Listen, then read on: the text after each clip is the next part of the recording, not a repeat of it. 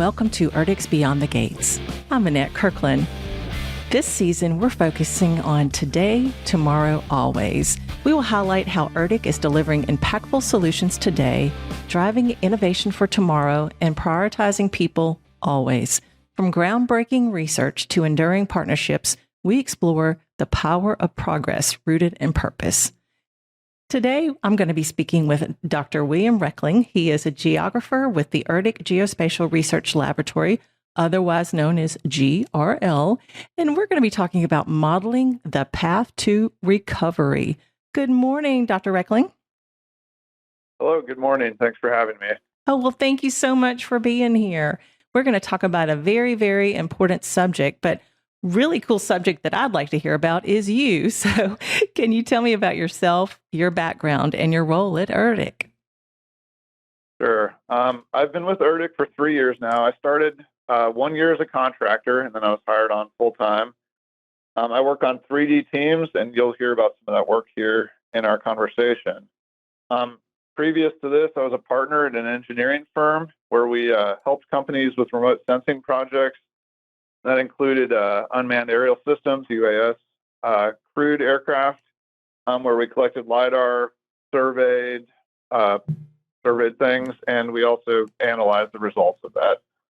I eventually earned my PhD in marine, earth, and atmospheric science with a focus on UAS environmental remote sensing. I'm a licensed FAA Part 107 UAS pilot, and I'm a licensed professional land surveyor in North Carolina. So it'd be hard to start listing all your your titles on whenever I introduced you. So you've got a lot. You got a lot of little hats that you wear. So I understand. I do, and they're all intertwined. It is all something I'm very interested in. It keeps it exciting. Well, as I tell people all the time, the people that we interview on the show, you can't teach passion, and I can already tell you're passionate about what you do. That is correct. Okay, so if you'd like, we're going to dive deep into this subject matter, and we're here today to talk about how ERDC supports disaster recovery. So what is disaster damage assessment, and why does it matter when disasters strike? Right. So damage assessment in general is the process of collecting information, analyzing it, and then we use that to determine the extent of damage to a landscape or infrastructure. In this case, this includes 2D data, 3D data from a variety of sources. And it's important to do this because we can estimate the extent or severity of the disaster. We can allocate or position resources to the right locations. And then after the event, it helps with the debris, the cleanup mission. Okay, so one of the things that makes ERDC so special is how we support both civil works and military missions. So what is battle damage assessment, and how did something built for military use become so valuable for helping communities recover from disasters? Right. So this project started as a battle damage assessment project, and that is assessing battle damage, right? So a building has been destroyed. We can estimate through 2D imagery from a variety of sources if that building was damaged or not and the extent of the damage. Now, we can also do that in the 3D realm of things. So we can estimate the volume of damage. So how much of that building was damaged. So that work that we did for battle damage assessment directly translates to disaster damage assessment. Right. So after a hurricane, though, wildfire or other disaster, one of the biggest challenges is figuring out where the damage is and how bad it is. So how do 2D and 3D models help paint that picture? And by the way, 2D, 3D models, they're also cool. I'm studying the information to form these questions. It's really so cool what the technology is right now. Right. So there's a few things here. So first, we can make a map that helps you visualize where the damage is the worst, where the damage is, where the work needs to happen. So that's the first thing. everything in geography is visual, right? So it helps people visualize what's happening and where. But second, we can also quantify the damage, right, by using these methods. So, like, is the building damaged 80%? Is it completely destroyed? Has that building moved? Where did it move to? Things like that. So having those visuals helps the managers or the resources on the ground more effectively do their jobs. Right. So with that process, what does the process of mapping out debris look like? You're using satellite images, aerial photos, and point cloud data to map out debris. For someone listening at home, what does that process actually look like? Right. So I'm going to break this piece up into 2D and 3D. Okay. So for the 2D damage assessment, the first thing we do is we take satellite imagery, and we can use a machine learning model that's been trained on damage from all over the world, right? So we train this on regions everywhere you can imagine, and it can give us polygon shapes representing damaged buildings, okay? That's the 2D piece. I work on the 3D team, and we can take those 2D outputs from that damage assessment to then perform a 3D analysis. So we've done this now for 3 different events. We've done it 3 different ways, but the first way we do it is we can take stereo pairs of imagery before the event and after the event. So 2 images before, 2 images after, and we can create a 3D reconstruction. So from the images, we now have a 3D point cloud or mesh model. We can take those 2D shapes from the 2D analysis and then find those areas and do a before and after analysis on the 3D volumes. So that's what it looks like from satellite. We've also done this from aerial photos collected from the Civil Air Patrol. In Hurricane Helene, we had thousands of photos for each area.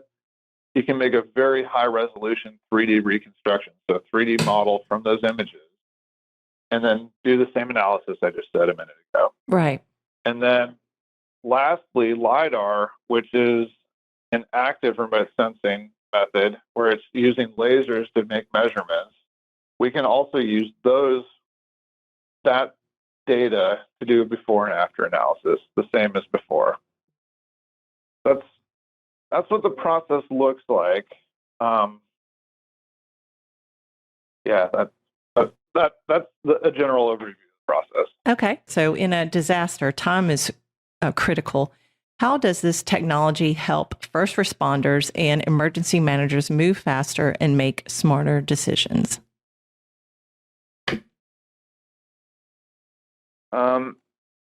So the first thing that we're able to help with is routing.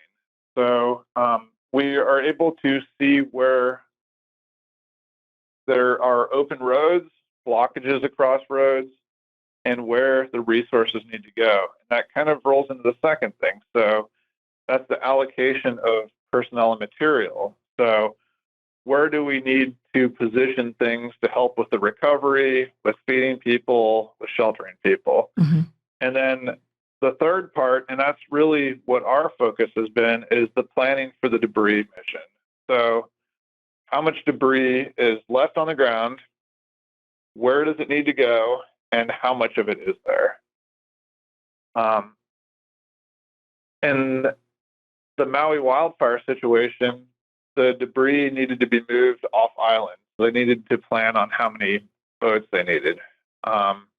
In Hurricane Helene, they wanted to estimate how many dump trucks they would need to fill and where that material would need to go. So for that's how we help with our technology post-storm. So you were involved with the Maui fires?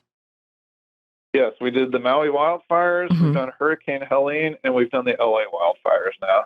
Well, and I'm sure you learned something as you went, like, oh, we need to do it like this, or this is better, and it's always a learning situation. Is that right? Absolutely. Yeah. So the first event that we participated in was the Maui wildfires. And we use satellite imagery to do that work. And the problem with satellite imagery is after a lot of these events, there can be cloud cover, there can be smoke, there may not even be the coverage that we need to do the work that we need to do. So we were able to do that with satellite imagery. The next event we did was Hurricane Helene. The satellite imagery was not collected. There was a lot of cloud cover of the satellite imagery. The Civil Air Patrol, which is a volunteer organization with the Air Force, performed imagery flights in crewed aircraft. We were able to use that imagery to do the work, to do the 3D reconstructions. And then with the LA wildfires, we were able to use LiDAR data provided by USGS. So we've learned through these events how to adapt our methodology to take these different inputs, mm-hmm. but we're also learning how to handle these massive amounts of data. So collecting the imagery is time consuming, downloading it, and processing it. They're all very time consuming. So we're learning how to best distribute resources, write code to get the imagery, things like that to improve the process each time. Right. I mean, ERDC is data driven. It's all about the data, but the data informs everyone how to do things. And so data is so important. So thank you for what you do in disaster relief and everything else that you do to help the nation. So yes, we're happy to do it. And I can say everybody that works on these projects. So, I get emails that are, how can we help? How can we help with this effort? And we've always been able to build a great team for this work. Right. People are always willing to help. That's a great part. So as you say, part of this work focuses on estimating how much debris needs to be removed after a disaster. So how do these models make that process more efficient? And I know you've touched on that some. Right. So there's a couple pieces to the debris removal process. So in Maui, they wanted to know how much debris was left on a particular building footprint, right? So they wanted to know how much of the house was left on the ground there. So that was one analysis we did for Maui. In California, they wanted to know how much was left on the parcel. So, and then plus 6 inches of soil. So they removed some soil as part of the process. Mm-hmm. So our work is to estimate that amount of debris for whatever criteria they have, but it's also to locate where it is. So which parcels have debris on them. And then also we are looking at validating the cleanup. So how many trucks were taken off that parcel? How does that align with our models? Right. Does it usually figure out about the same? Well, we're still working on that piece. That's moving forward. But we're looking at that. Okay. So as you referenced, you guys helped with Hurricane Helene. So how did you help teams on the ground there? Yeah. So again, they wanted to know where the damage was. And that didn't just mean a destroyed building. We also were able to use our methodology to say, there used to be a house here. Now there's not a house. Right. So where did that go? So that's one thing. Or we found a house here where there didn't used to be one. So some houses had been moved off their foundation. So we were able to locate that. A major piece during Hurricane Helene was also where were the damaged roads. There was a lot of impassable roads during that event. And we had some people on our team that had done some work with determining road passability. So we did some of that. And then lastly, we were able to estimate like where there were debris piles and their locations in the 3D models. And then the people in the field would take a picture with their phone that would have some geotagged information. Mm-hmm. And we could look at that in the 3D model and estimate the volume of debris. So not only that, by doing that, we could then digitize the piles in 2D, and then we used a machine learning algorithm to determine where other debris piles were based on the training that we had done with those geolocated photos from field crews. Okay. So you refer to teams, and teamwork makes the dream work. So how many people or in your teams usually?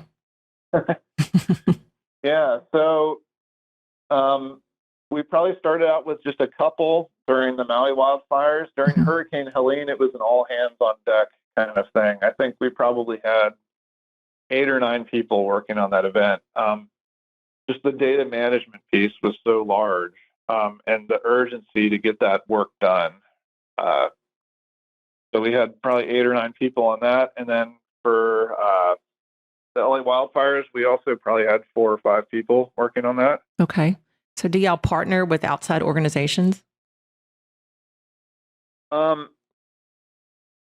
Well, this work all goes hand in hand with FEMA. So Right. we are partnering with FEMA on this. Okay.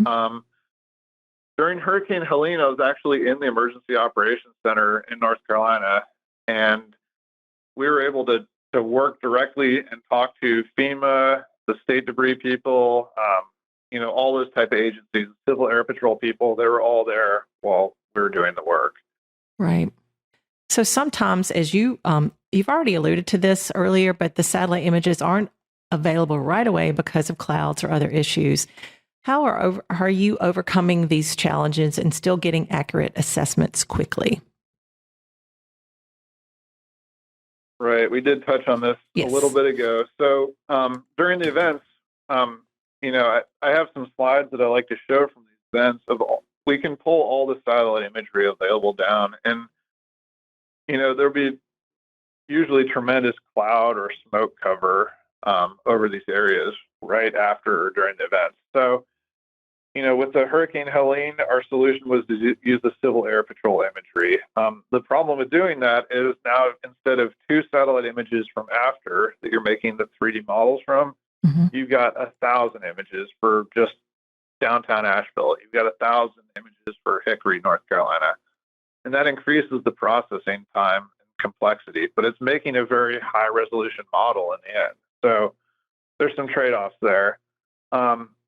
And then also I mentioned that we've used LiDAR data, which can also be collected right after an event. And that mitigates some of the cloud cover issues because, they're able to plan around the weather. Right. The technology is just ever evolving every year. It's mind blowing to me. So, disaster recovery isn't just about rebuilding, though. It's also about keeping communities and infrastructure secure. How does this technology help protect critical facilities and support national security? Right. So this effort, it helps us find where roads are clear for emergency response. So for ambulances, fire, utility crews, it helps them get to the hospitals, the power stations, the water treatment facilities, and get them back online. It protects lifeline infrastructure. So the swift removal of debris in this area prevents cascading failures that could cripple things like essential services. Right. In Helene, generators were running out of fuel. They didn't have water for weeks, things like that. And then also this prevents secondary hazards. So there can be hazardous materials, fire risks, disease, things like that. So helping with the clearing, it reduces the chance of further public health or environmental problems. And I think also one last thing is this supports the continuity of government operations. Right. So by helping people have access to government buildings, data centers, community centers, communication areas, that helps with that as well. It's just all around super important. So looking ahead, okay, here you go. As the listeners listen to this show today, what would you like them to understand about this technology and what you do? Yeah, so we've worked on 3 events now, and there will be more. This isn't something that's going to stop happening. So, in each of these events, we've learned some lessons, and we've applied them to the next event. We've shown that we can adapt the data, the inputs, to get us what we need, and we're also learning what else we can do with the outputs from our process. So we're working on this, and we're pushing the technology forward to help these kind of emergencies. That's perfect. Thank you so much, Dr. Reckling, for being on the show. And we appreciate what you do. And thanks again. Thank you. Thank you for listening to Beyond the Gates. We'll come back at you next week. Have a wonderful day.